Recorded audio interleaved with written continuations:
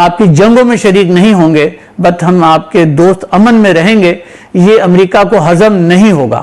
میں یہ بتا دینا چاہتا ہوں کہ ہم امریکن پاکستان سے ایگزٹ نہیں کر سکتے۔ ہمیں پاکستان کی فوج پر نظر رکھنے کے لیے ضروری ہے کہ ہم پاکستان کے ساتھ انگیج کیے رکھیں۔ ڈینیل مارکے اپنی کتاب میں مزید لکھتا ہے کہ ہم نے آج سے 72 سال پہلے یہ فیصلہ کر لیا تھا کہ پاکستان کو ڈیولپ ہونے کی اجازت نہیں دی جا سکتی۔ بسم اللہ الرحمن الرحیم۔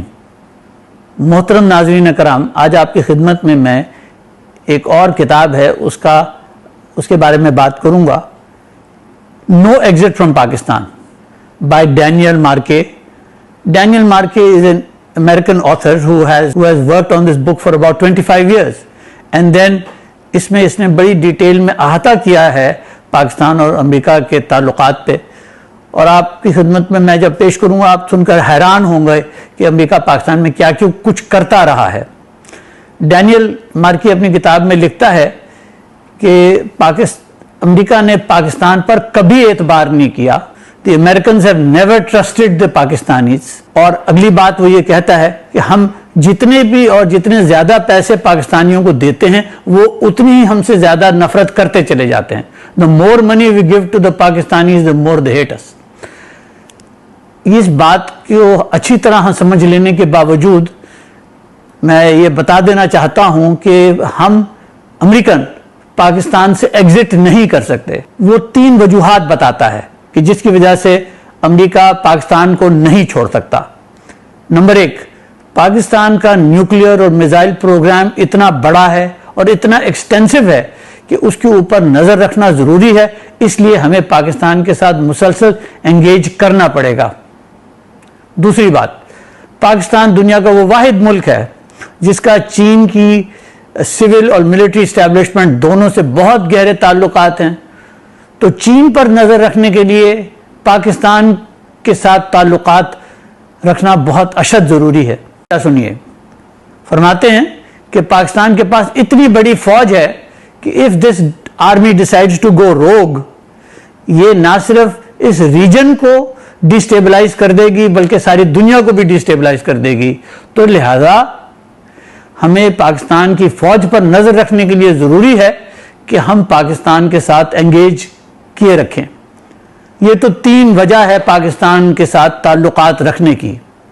ڈینیل مارکے اپنی کتاب میں مزید لکھتا ہے کہ ہم نے آج سے 72 سال پہلے یہ فیصلہ کر لیا تھا کہ پاکستان کو ڈیولپ ہونے کی اجازت نہیں دی جا سکتی۔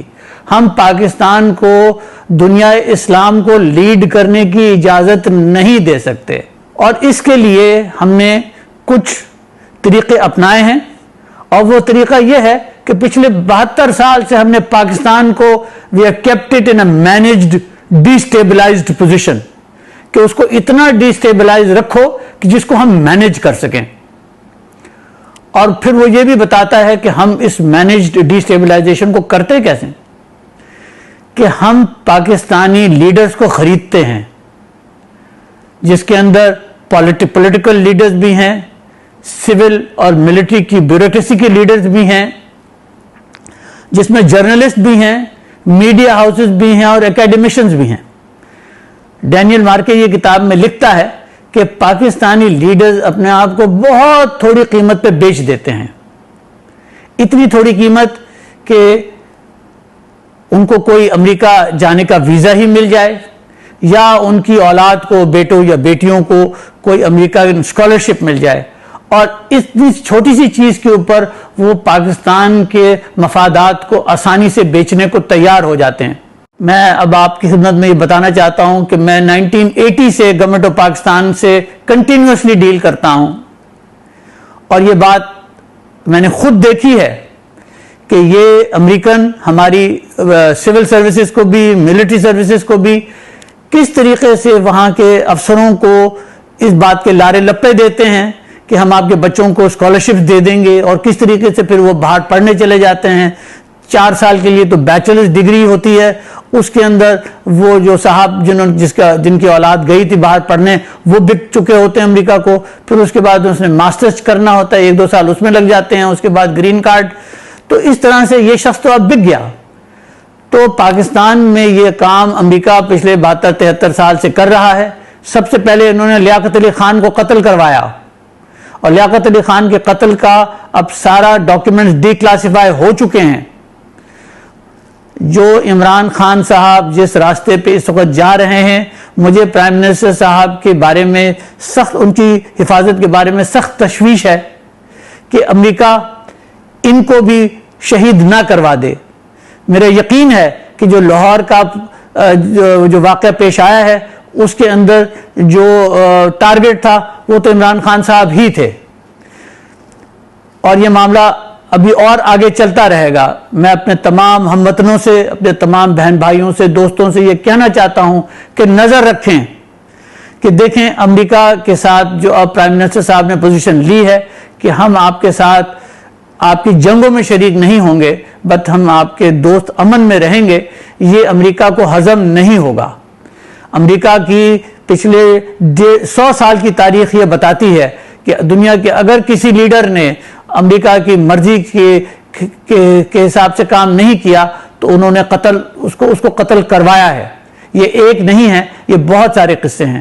وہ پاکستان پر ہر قسم کے جھوٹے الزامات لگا کر پاکستان کو ایک بہت مشکل وقت میں ڈال سکتے ہیں. تو میرے بھائیوں, بہنوں, دوستوں, بزرگوں, یہ سمجھ لو کہ ہم سب کو کھڑا ہو کر پاکستان کے لیے کھڑا ہونا ہوگا اور حفاظت کرنی ہوگی, اور دیکھنا ہوگا کہ کن کے بچے باہر پڑھ رہے ہیں, اور وہ کن اسکالرشپس پہ گئے ہیں, اور وہ کن کن پوزیشن پہ پاکستان میں بیٹھے ہوئے ہیں. سول بھی ہیں, ملٹری بھی ہے, پولیس بھی ہے, رینجرز بھی ہے, بارڈر سیکیورٹی فورس, سب لوگ ہیں جن کے ساتھ امریکہ نے ان کو خریدا ہوا ہے. بہت شکریہ.